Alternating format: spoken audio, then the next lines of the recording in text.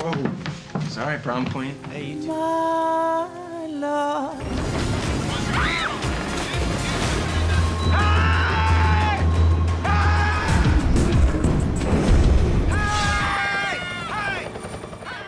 At home, Emma tells her younger sister Stacy that they're going to be late for school. Meanwhile, Dean is absorbed in video games instead of getting ready. His dad, Jack, reminds him to prepare. Emma and Stacy's mom, Barbara, drives them to school, expressing her love and asking about their dinner plans. As Stacy opens the car door, Dean nearly hits her while driving past, prompting her to call him a jerk, which Barbara discourages. At school, Emma encourages her best friend Lizzie to head to class early, but Lizzie is more interested in talking about boys. When quarterback Steven greets Emma, Lizzie gets excited, thinking he might like her. Emma keeps urging Lizzie to go to class. While looking for seats, Dean accidentally bumps into Emma and apologizes, playfully calling her a prom queen. Their teacher, Mr. Christensen, announces an upcoming excursion for humanitarian work in a nearby town. In class, Lizzie jokes about Dean's daddy issues, making the whole class laugh. At lunchtime, Lizzie, Emma, and friends Helen and Jude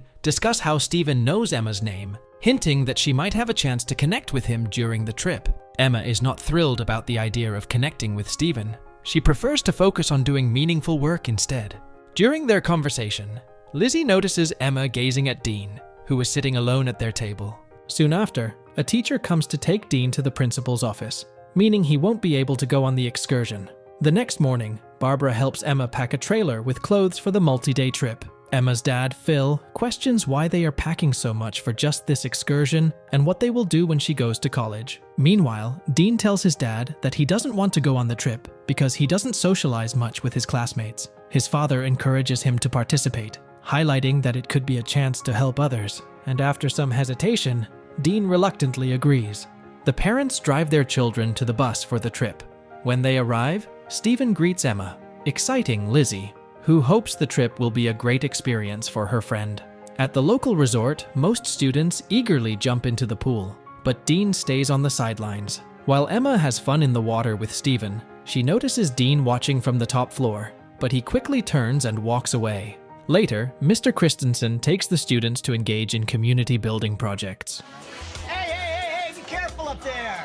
That evening, Jude shares the news that Steven has invited them to a boat party and specifically asked for Emma. Although Emma is hesitant, Lizzie jokingly threatens to drag her along. The girls dress up and head to the boat party, but Lizzie soon gets distracted by a guy, leaving Emma to search for Steven alone. While looking for him, Emma unexpectedly sees Steven kissing another girl. Dean, who is watching, asks Emma if Steven is her boyfriend. Feeling defensive, Emma walks away from the situation. Shortly after, the police arrive, causing the party guests to hurriedly dispose of any drugs they have. In the midst of the chaos, Emma accidentally falls overboard, and Dean immediately jumps into the water to rescue her. He helps her into a lifeboat and detaches it to avoid trouble with the police.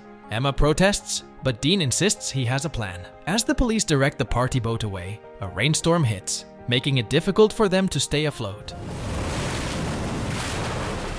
The next morning, due to the students' behavior, Mr. Christensen decides to end the excursion and take everyone home. When they realize Dean and Emma are missing, they call the police.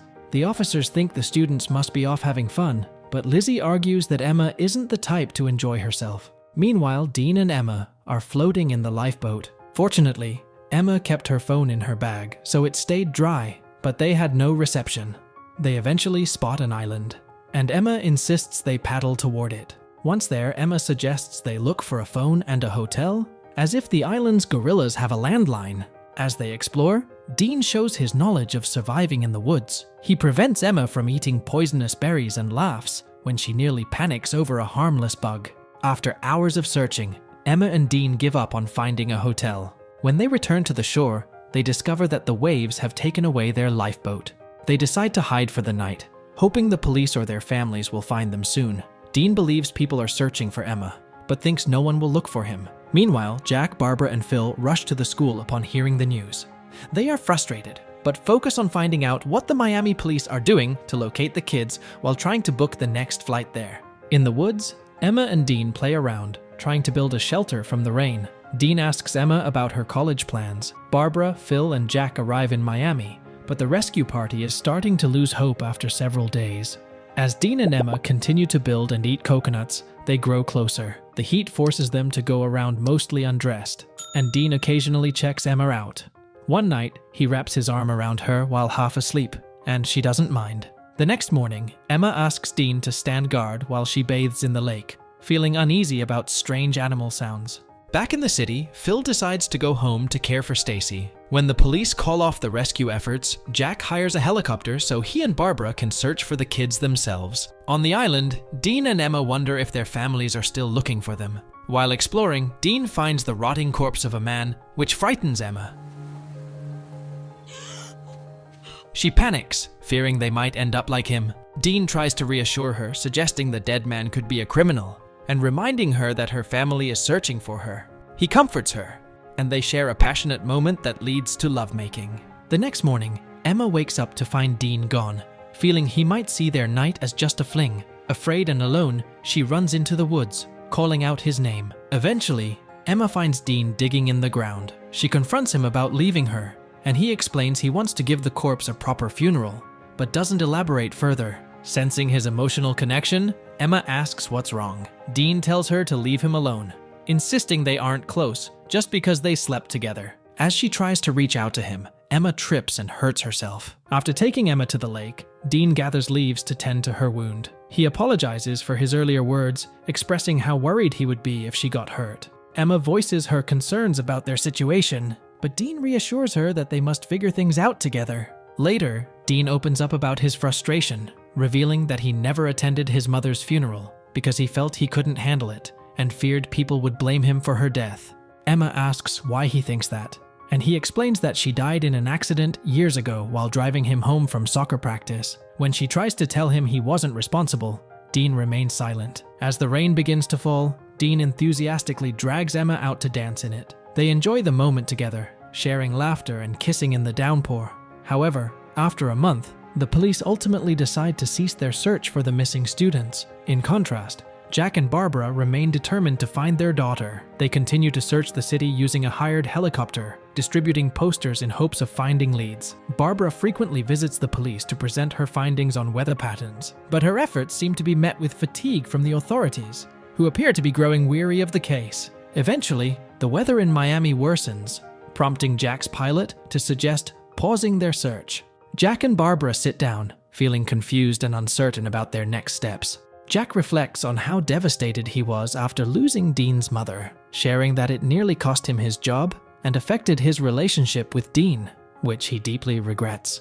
Days later, Barbara returns home, realizing their search efforts have been in vain. Meanwhile, on the island, Dean attempts to talk to Emma but notices she's preoccupied, worried about their chances of survival. He reassures her that they will find a way to manage, and they decide to have some fun in the water. Armed with spears, they go fishing, embracing their new lives as island locals. After enjoying some fish, Emma and Dean come ashore and make love. Following their intimate moment, they discuss their first experiences, and Dean learns that he was Emma's first. He's surprised, but they both laugh and reminisce about secretly watching each other at school. Later, while they're deep in the woods, they hear a plane flying overhead. Dean rushes back to retrieve the flare guns he had taken from the lifeboat, but when he reaches the spot, he discovers they're missing. He calls out to get the pilot's attention, but it doesn't work.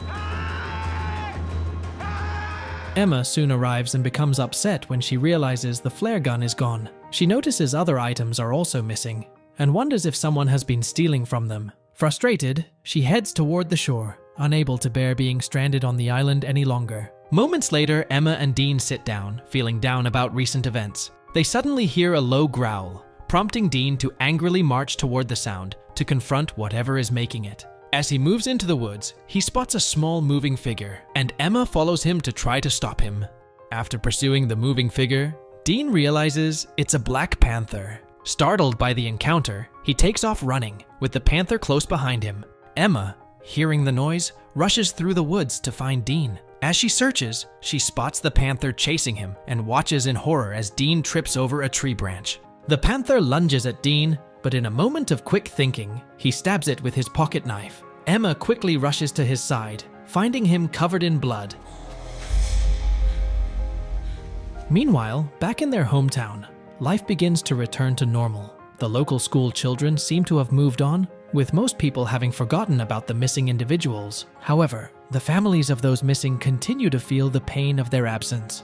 In the woods, Emma and Dean come across a monkey that has been stealing their belongings. They manage to retrieve some of their items, including the flare gun, which gives them a glimmer of hope in their challenging situation. Later, Dean suggests to Emma that they should consider building a permanent life together on the island, since they have little to return to. Emma responds that he's crazy to think they can settle for a life of mere survival. Afterward, she goes to apologize for how she shouted at him, expressing that she doesn't appreciate his efforts enough. While they talk, they hear a helicopter overhead and quickly rush to fire the flare gun. Hours later, Emma and Dean arrive at the city airport, holding hands. Dean's dad is there to greet him, but the entire city, including Emma's parents, has come to welcome her back. In the crowd, Emma and Dean become separated as they head home. That night, Dean sneaks in to see Emma. He tries to kiss her, but she asks him to leave, worried about her parents. However, she invites him to her upcoming party. At the party, celebrating the return of the missing kids, everyone focuses on Emma, while Dean stands alone in a corner. He gestures for Emma to join him elsewhere, but she ignores him. At school, Emma is surrounded by friends, and Dean watches from a distance. That evening, Emma calls Dean, but he doesn't answer. Later, she tells Stacy she won't be going to prom with Steven, as everyone thinks. Instead, she asks Stacy to be her date. The next day, Dean visits his mother's grave to apologize for missing her funeral and to thank her for watching over them on the island. On prom night, Stacy goes with Emma, while Dean stays home to watch a match. Jack finds Dean on the couch and offers him his tuxedo so he can attend prom. At the prom, Lizzie takes Emma to find Dean, who is standing in the rain. Emma steps outside to kiss him, and they share a dance in the rain together. They both end up living happily ever after. And with that, the movie ends. We hope you enjoyed our video. Watch the next recaps on the screen, and don't forget to subscribe for more amazing recaps. See you in the next one.